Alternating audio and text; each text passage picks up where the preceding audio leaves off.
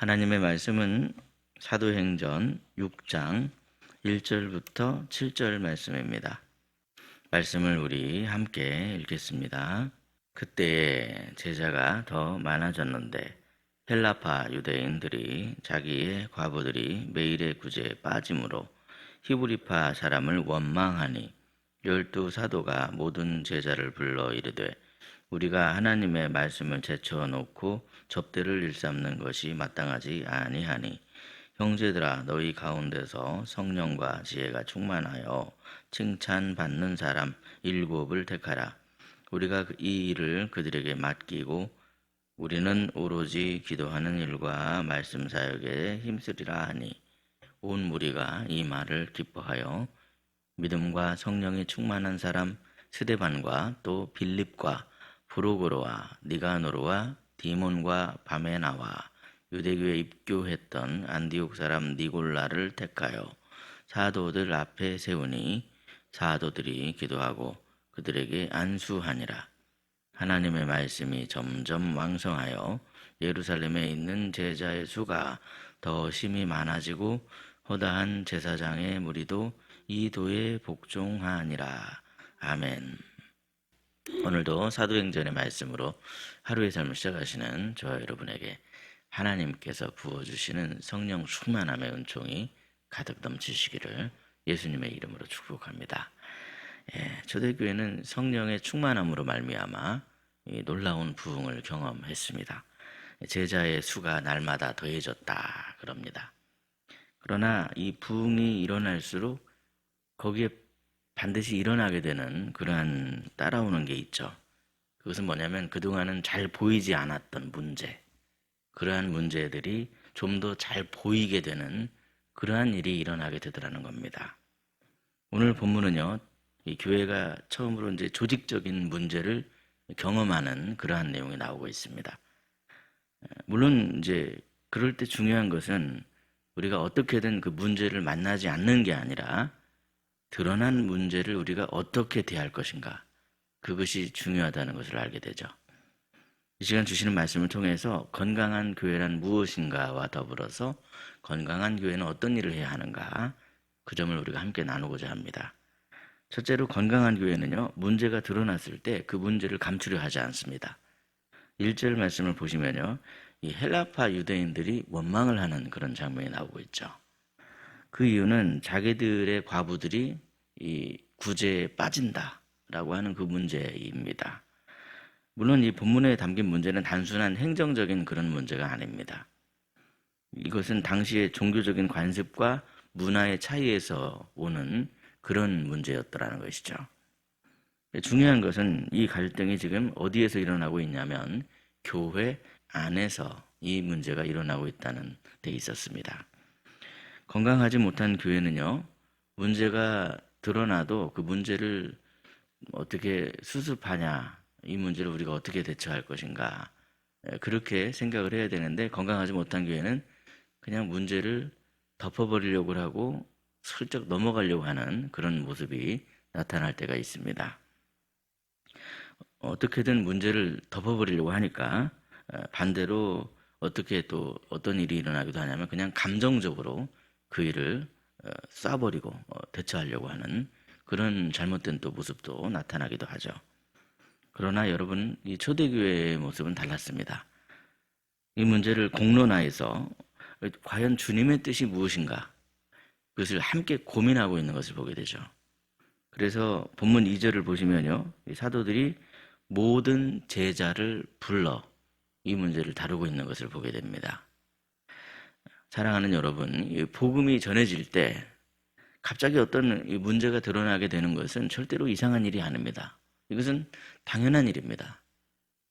오히려 복음이 제대로 전해지기만 하면 문제가 나타나게 되는 것은 그것은 당연한 일이더라는 거죠. 이 빛이 어둠에 비춰지게 되면 그 어둠 속에 감춰져 있던 보이지 않던 것들이 보여지기 마련입니다. 우리는 교회에 아무런 문제가 없다라고 그렇게 생각하는 게 오히려 더 위험할 수 있습니다. 마찬가지로 복음이 내 안에 들어왔는데 그런데도 뭐 나는 아무런 문제가 없어, 이렇게 생각하면서 그냥 지나가는 게 과연 좋은 것인가? 그러지 않더라는 겁니다. 복음이 내 안에 들어올 때 내 안에 있었던 내가 몰랐던 그런 문제들이 이렇게 드러나서 막 불편함을 느끼게 되는 것, 그것은 어찌 보면 굉장히 당연한 일이더라는 것이죠. 그게 바로 복음적인 일입니다. 그래서 여러분, 혹시 우리는 어떤지 말씀 앞에서 우리를 돌아보길 원합니다. 혹시 우리의 신앙 속에서도 주님의 뜻과는 아랑곳 없이 어떤 문제를 그냥 내가 키우고 싶지 않다라고 하는 그러한 마음 때문에 그냥 슬쩍 넘어가려고 하는 그런 모습을 보이고 있지는 않은가. 여러분, 건강한 교회는 문제 없는 교회가 아니라 진리 안에서 문제를 다룰 줄 아는 교회입니다. 마찬가지로 건강한 성도는 문제가 없는 성도가 아니라 진리 안에서 그 문제를 다룰 줄 아는 성도가 건강한 성도이더라는 것이죠. 하나님께서는 숨겨진 교회가 아니라 하나님 앞에 정직하려고 하는 교회를 통해서 일하시는 분이십니다. 그것은 우리들 한 사람 한 사람도 마찬가지더라는 것이죠. 그러므로 어떤 문제 앞에 서게 될 때 항상 먼저 이 진리 안에서 하나님의 뜻을 구하시고 물으시는 저와 여러분이 되시기를 예수님의 이름으로 축복합니다. 둘째로 건강한 교회는요, 이 우선순위를 놓치지 않으려 합니다. 우선순위가 무엇인지를 딱 깨닫고 그 우선순위를 붙잡더라는 것이죠. 오늘 본문 2절과 4절 말씀을 보시면요, 참 중요한 말씀이 나오고 있는데 2절을 보시면 사도들이 이렇게 이야기를 하는 겁니다. 우리가 하나님의 말씀을 제쳐놓고 접대를 일삼는 것이 마땅하지 아니하니 그랬습니다. 이 말씀은요, 지금 교회 안에 봉사가 중요하지 않아 이런 뜻이 아닙니다. 봉사도 중요합니다. 섬기는 일 중요합니다. 가난한 과부들을 위해서, 그들을 위해서 우리가 섬기고 봉사하는 일 얼마나 중요합니까? 그런데 이것은 지금 봉사가 안 중요하다는 말이 아니죠. 우선순위를 말씀하고 있는 겁니다. 그래서 4절에서 이렇게 선언하고 있는데 우리 본문 4절 말씀은 함께 읽도록 하겠습니다. 4절 말씀 시작. 우리는 오로지 기도하는 일과 말씀 사역에 힘쓰리다 하니 아멘. 예, 지금 이 말씀은 교회의 우선순위가 뭔가 그 말씀을 드러내고 있는 말씀이죠. 교회는 먼저 말씀과 기도로 제대로 세워져야 한다. 그것을 지금 말씀하고 있죠. 여러분, 우리가 무엇을 할 수 있습니까? 교회가 바빠질수록 우리는 조심해야 되는 게 있습니다. 교회 안에 성도가 점점 많아지면 당연히 일도 늘어날 수밖에 없죠. 사역이 늘어납니다. 다양한 사역들이 생기게 되죠. 예전에는 그냥 이것만 하면 됐는데 성도들이 늘어나다 보니까 다른 것들도 신경 써야 될 부분들이 분명히 나타납니다. 그러나 여러분, 아무리 그렇게 성도가 늘어나더라도 그 속에서 말씀이 약해지고 기도가 줄어들게 되면 그 교회는 이미 중심을 잃은 것이다 라고 하는 것을 놓치지 말아야 됩니다. 초대교회는 이 위기 속에서 더 분명하게 우선순위를 딱 세우고 방향을 바르게 세웠습니다. 우리는 말씀과 기도에 집중한다. 사도들이 그렇게 자기들이 해야 할 일에 우선순위를 정했더라는 것이죠. 이 결단이 없었더라면 초대교회는 단순한 구제 공동체로 머무를 수도 있었습니다. 말씀과 기도가 약화되고 수많은 사람들이 몰려드니까 그냥 구제만 전념하는 그런 공동체로 될 수밖에 없었더라는 것이죠. 그러나 이들은 말씀과 기도에 전념했습니다. 그래서 먼저 복음이 바로 세워지길 바랬고, 그러고 나서 그 복음을 또 열심히 전하는 가운데 다른 그 도움이 필요한 사람들이 올 때, 그럴 때 그 도움이 필요한 사람들은 어떻게 할까? 일꾼들을 세워서 그렇게 도움이 필요한 사람들에게 봉사하게 하자. 그런 결정을 했더라는 거죠. 그것은 여러분, 우선순위에 대한 이 말씀은 정말 우리에게도 꼭 필요한 말씀입니다. 혹시 오늘날 우리가 바쁘다는 핑계로 하나님의 말씀과 기도를 통해 하나님께 더 가까이 가야 되는데 그것을 뒤로 미루고 있지는 않은가? 그 점을 항상 우리는 점검해 봐야 되죠. 우리의 신앙생활이 건강해지기 위해선 이 바쁘든 한가하든 그것은 상관없이 신앙생활의 우선순위가 바로 세워져야 됩니다. 때로는 바쁠 때도 우선순위가 뒤로 밀리는 일들이 일어나지만 한가할 때도 조심해야 되는 것이죠. 한가할 때 하나님과 멀어지게 되는 그런 일들이 오히려 일어나게 되죠. 그러므로 여러분, 우리가 바쁘든지 바쁘지 않든지 간에 우선순위는 하나님을 가까이 하는 것이다. 그 사실을 기억하면서 먼저 말씀과 기도로 내 안에 복음을 바로 세우시고 하나님을 더 가까이 하심으로 말미암아 모든 일에 하나님의 뜻이 무엇인가, 하나님의 뜻 안에 거하시는 저와 여러분이 되시기를 예수님의 이름으로 축복합니다. 셋째로, 건강한 교회는요, 하나 되어 사명을 감당하기 위한 목적으로 사람을 세우는 교회입니다. 사람을 세우는 목적이 하나 되기 위해서, 사명을 감당하기 위해서 사람을 세우더라는 것이죠. 본문의 말씀을 보시면요, 사도들이 말씀과 기도에 전념하겠다 그렇게 말을 하자 이제 교회는 집사를 세워서 구제에도 소홀함이 없게 하자 그렇게 결정을 하는 걸 보게 되죠. 그래서 본문 5절을 보시면 성령과 지혜가 충만하여 칭찬받는 7사람, 이 7사람을 집사로 선택을 했더라는 겁니다. 그렇다면 여러분, 초대교회는 과연 어떤 사람들을 일꾼으로 세웠습니까? 3절에서는 성령과 지혜가 충만하여 칭찬받는 사람이라 그랬고, 또 5절 말씀을 보시면요, 믿음과 성령이 충만한 사람 그렇게 말씀하죠. 성령과 지혜가 충만하다는 것은 능력보다도 무엇이 우선순위가 있냐? 믿음과 영성이 우선순위가 있다라고 하는 것을 우리가 알 수 있는 말씀입니다. 다 우선순위가 있습니다, 여러분. 이들은 믿음으로 하나님 앞에 서 있는 자들로서 지혜로운 자들이라고 이 공동체의 사람들이 다 인정한 그런 사람들이었습니다. 뿐만 아니라 이 초대교회는 사역을 분담해서 함께 하려고 하는 그런 목적을 가지고 사람을 세웠는데요, 이 구제할 사람들이 점점 더 많아지다 보니 이 사도들이 구제 사역 때문에 말씀과 기도에 전념하지 못하는 그러한 일이 일어나게 되자 그 일을 방지하고자 신실한 일꾼들을 세워서 그들에게 이 사역을 나누어 맡겼더라는 겁니다. 그런데 여러분, 본문 6절을 보시면 집사를 세울 때 그냥 대충 임명한 게 아닙니다. 안수하여 임명했다 이렇게 말씀하고 있죠. 왜 안수해서 임명했을까? 여러 가지 이유를 생각해 볼 수 있지만 무엇보다도 그것은 주님께서 맡기신 그 일을 어떻게 감당하냐? 주님이 주시는 힘으로 감당해야 된다는 겁니다. 주님이 주시는 힘으로 감당하는데 책임감 있게 감당해야 된다는 것이죠. 그러한 의미가 바로 이 안수의 의미가 담겨 있습니다. 주님이 주시는 힘으로 책임감 있는 태도로 감당해야 된다, 그런 의미이죠.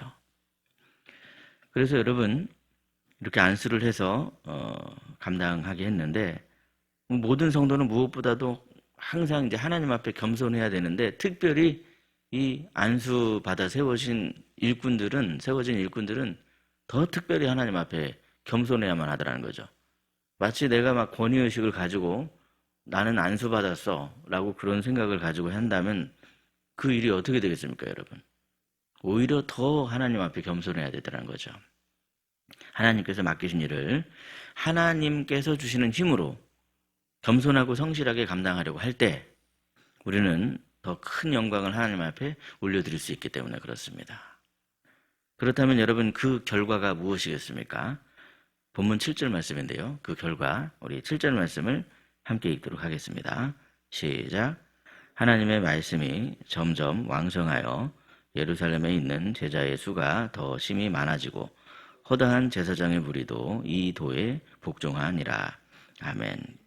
여기 이 초대교회는 복음이 전파되면 전파될수록 문제가 사라져버린 게 아니라 문제가 먼저 드러났습니다.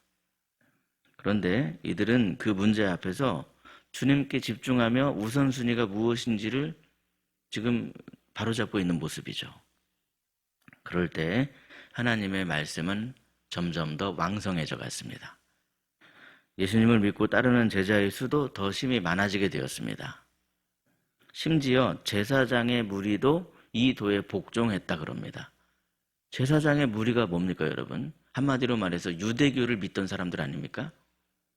당시에 형식주의, 공로주의, 선민사상에 빠져서 하나님과 멀어져 가고 있던 사람들입니다. 자기들이 유대교에 속해 있다라고 말하지만 이들은 다 형식주의에 빠져서, 공로주의에 빠져서, 선민사상에 빠져서 오히려 하나님과 멀어져 가고 있던 사람들이죠. 그 사람들이 자기가 지금까지 붙잡고 있던 것들을 배설물처럼 여기고 오로지 예수 그리스도를 믿어 구원에 이르는 복음을 믿고 하나님의 자녀가 되었더라는 사실입니다. 이거 얼마나 놀라운 일인지 모릅니다. 평생 동안 자기가 붙잡고 있던 일 하루아침에 배설물처럼 여기면서 버리고 예수님 붙잡고 구원받았다는 사실, 이 놀라운 일입니다. 기적 같은 일이 일어난 거예요. 이처럼 건강한 교회는 어떤 교회입니까? 문제가 없는 교회가 아닙니다. 복음이 전해진 결과로 내 안에 문제가 있구나 라고 하는 게 깨달아진 교회입니다. 그런데 여러분, 단지 문제가 깨달아지기만 하면 안 되죠. 우리는 내 안에 문제가 발견되었을 때 그 문제를 그냥 덮어버리려고 하거나 슬쩍 넘어가려고 하면 안 됩니다. 주님께 자백하고 회개하여 과연 주님이라면 어떻게 하시길 원하실까? 주님께 그렇게 물어야만 하더라는 거예요. 어떻게 하는 게 주님 기뻐하시는 일입니까? 그렇게 주님 앞에 엎드려 기도해야만 하더라는 거죠. 교회의 목표는요, 단순히 그냥 숫자를 유지하는 게 아니에요.